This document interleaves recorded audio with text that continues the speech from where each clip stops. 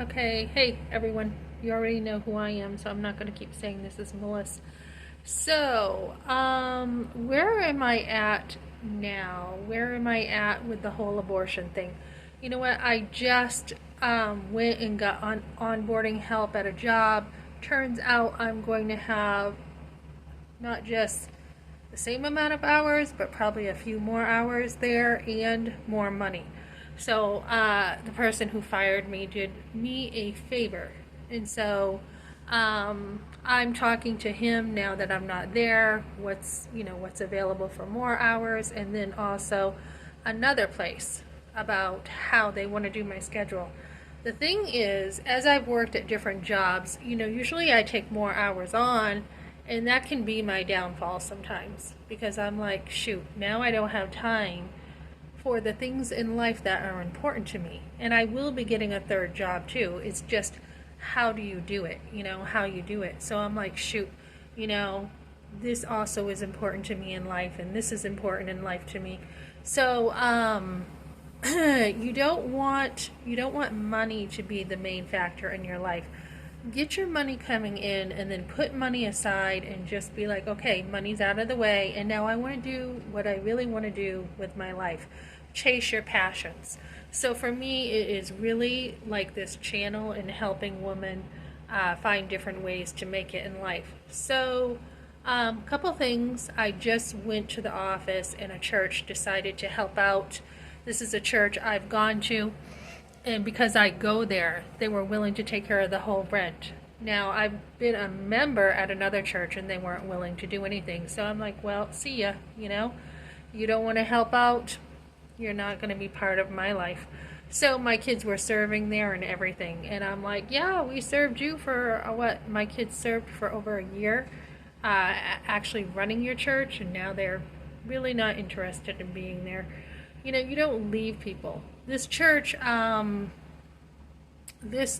church had pretty much left me without any kind of communication or how can we help, what can we do, So this church though that I'm going to is like their mission is we want to be there for people. And that is so important to me. It truly is. I mean, the church that I left just got like someone died and they just had $50,000 given to them, and they didn't want to help with a small amount of money. So, it's, I think when people want to hold on to their money too much, you're really not there for people. I really feel like invest in people, invest in your community, invest in any way you can into people, and it will come back to you in one way or another. Kind of like It's a Wonderful Life. The guy just invested in people expecting nothing back, and when he had a need, it all came back to him.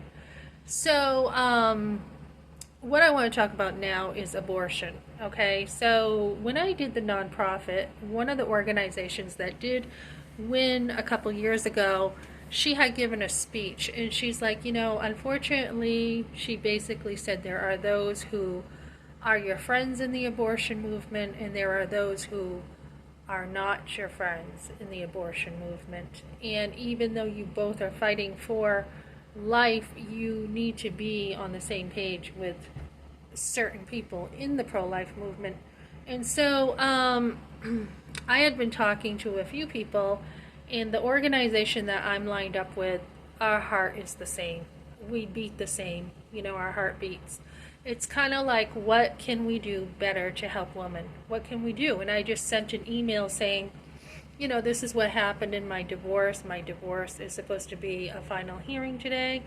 I had no help from the Child Enforcement Agency. There's really no real child support out there for moms. I mean, you get a few $100s a month, so what? And, I'm like, and then there's like, there's no real help for a lawyer when you're going through this. And I really want to see women getting the help that they need during divorce, too. I mean, if a man leaves you, I'm talking about if the man leaves you, not so much you left, but the man leaves you, there should be a ton of help for women with that, too. And we're not covering that. We're not covering the help women need during a divorce, we're not doing enough for women to get them the help they need in marriages, where we're seeing marriage and divorce, we're seeing bad marriages, and we're seeing, I got a phone call. I'm going to wrap this up in a second. And we're seeing, a lot of divorce, so we need to improve that. So we had talked about, hey, let's get, when you call these pregnancy centers, let's get more information. Let's do this. So when I call pregnancy centers, I will actually communicate more. And we've got a really old school mentality still with helping people. We do, So for me to get $1,300, that is great, because it's like, okay, now I am not just, needing rent, but this is, as I was honest, we are moving, and we're moving to a better place. So it's going to be cheaper, but it's a better place, and I'll be leaving in a couple hours here. But it's kind of like, how many people have the mentality to say, let's not just pay your rent, but let's pay it knowing that you are going to a better place. Most people won't do that. They'll be like, oh, we'll just make do with what you have, So we want to really help people in the long run. We want to look at the long run. What kind of neighborhood are you living in? We want kids to have, better neighborhoods than some of the places we do have. What else? So yeah, we are going to get in there together. And what I usually do when I call pregnancy centers is I stretch the thinking. I'm like, okay, so you did this abortion class. How did it help women, the post-abortive class? Did it really help? What were the results? And a lot of times pregnancy centers are like, oh, we didn't even think about that. We didn't even follow up to see, did this class help you? So there's a lot that still can be done. I had a phone call this week. We talked about that. And then I had another organization, and this is the one I was going to talk about that I mentioned in another video. I had taken a post-abortive class for trauma, and somebody had said, oh, you couldn't have been forced unless you were sex trafficked. And I held on to that, and I'm like, you know what? That really ticks me off, because you don't know the situation. You don't know what happened. I was a teen. I was taken advantage of by the adults in my situation. So don't tell me, what you think happened and what you didn't think. And then when in court, Leandro's like, oh, you didn't have post-traumatic stress. Go in the military, and then you can talk about stress, trauma, and all this. He was like, if you go to court, I think what happened was I had, if I remember right, it was like, okay, try to prove this, because he's saying you didn't have it.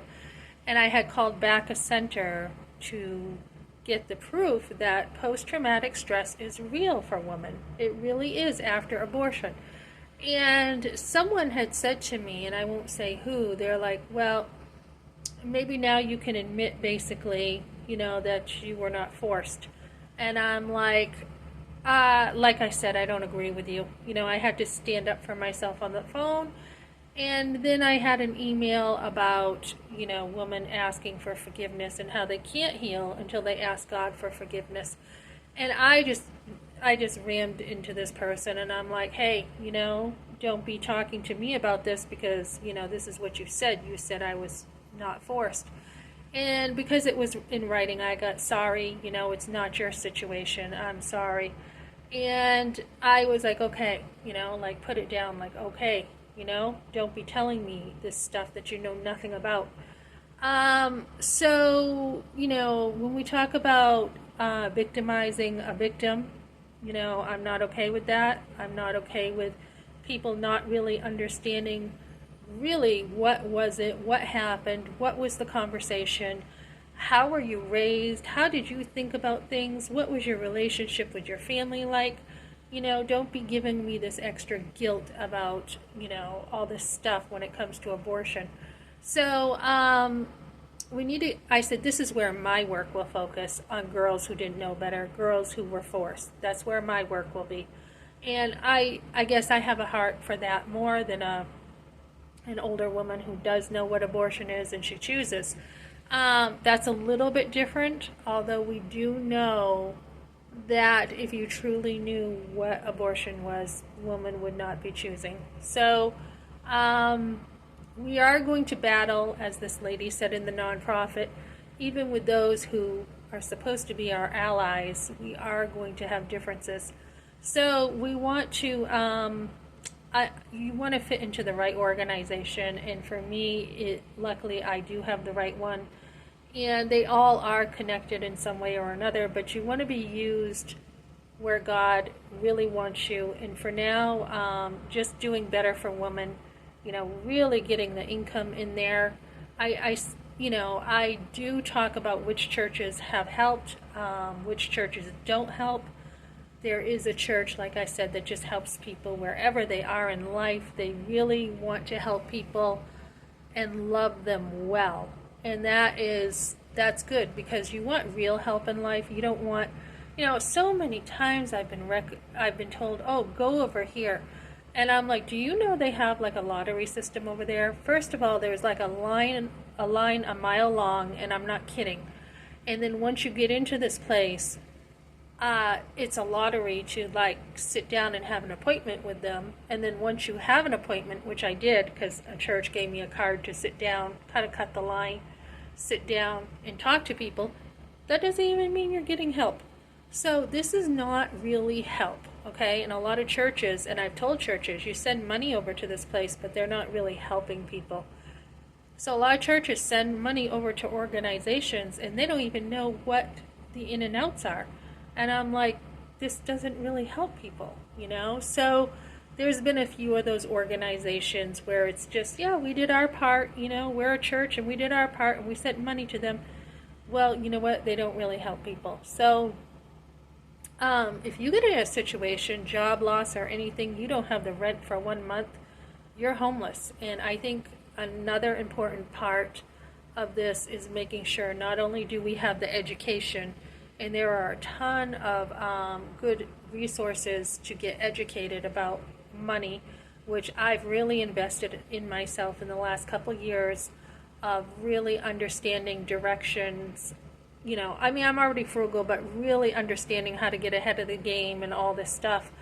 So I'm going to be fine. But on top of that, we really need to have programs to prevent homelessness, because, people are human. We're human, and nobody deserves to be really, just out on the street with nothing but a blanket on them and living like animals. Nobody deserves that.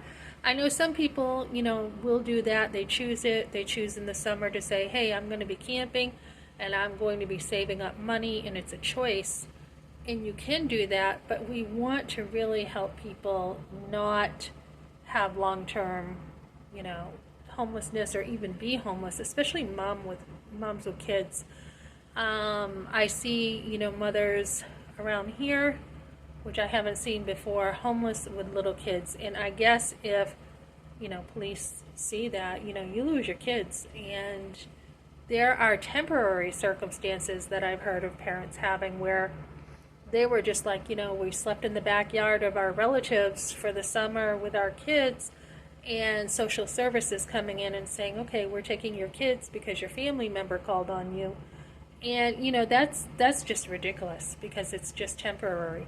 So we want to get more help for families to stay together, stay strong, and do as much as we can to be preventative. Even with this divorce today, I worked really hard at building my marriage, because coming from the projects, seeing that broken family, I'm just like, I want better for my family. And fortunately, my kids did grow up in a home that was not broken for the most part, and they should be pretty good. And one of my sons, who is thinking about marriage, he's just like, I'm not even sure I can be a good husband. I'm not even sure. And we're like, hey, here's a book, let's talk some more, and you will be fine. And the very fact of him thinking, how can I be a good husband, says a lot. So turn it around some more. Even if you go through a divorce, turn it around some more for your kids. Continue getting resources in their hands so that they can make better decisions in life. not only with marriage, but put the finances of education in their hands too. I have one son who all he does is save money. He was working at 17 and saved for a year. He saved up $10,000 there. He's just amazing at saving. And if you can get your kids to save when they have no bills, when they're living with you, they are going to have probably the biggest head start right there. Just save while they're with you. So I will be talking about more stuff, as I call pregnancy centers, in the future, as we implement more things to get women going with more help, saving babies, and that's what this channel will be about more about, and the political side. So thank you for joining me. Next video will probably be at my new place. Thanks, guys.